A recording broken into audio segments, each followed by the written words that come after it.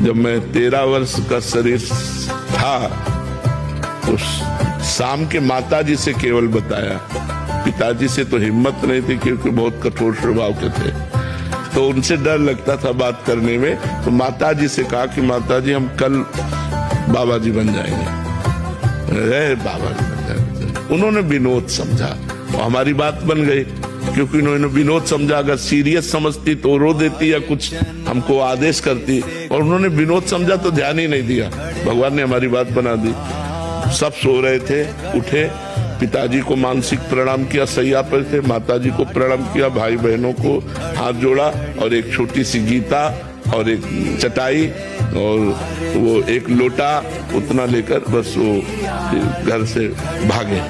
और 15 किलोमीटर चलने के बाद थक गए तो एक शंकर जी का मंदिर आता है नंदेश्वर, सरसौल ब्लॉक में नंदेश्वर महादेव, वहां जंगल में जाकर के रुके। अब जब 12 बजे भूख लगी, क्योंकि सुबह से कुछ न कुछ घर में मिल जाता था, अब सुबह तो मिला नहीं, चलते चले आए। अब दोपहर के 12 बज गए, भूख लगी, तो पहली बार हमारे मन में प्रश्न उठा कि कैसे जीवन निर्वाह होगा, जीवन निर्वाह कैसे होगा, कहाँ रहेंगे, कहाँ जाओगे।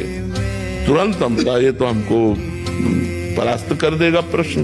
तुरंत हम कहा भगवान जैसे रखेंगे, हम भूखों मर जाएंगे लेकिन घर नहीं जाएंगे, हर कष्ट सहेंगे।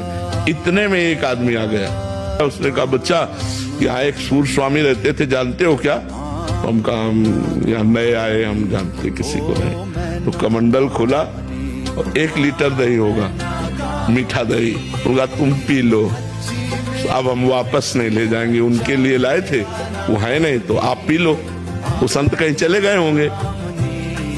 तो हमें सब कुछ लगे, हम कहा हम क्यों पी ले? बोले नहीं पी लो, महादेव जी की ऐसी इच्छा है।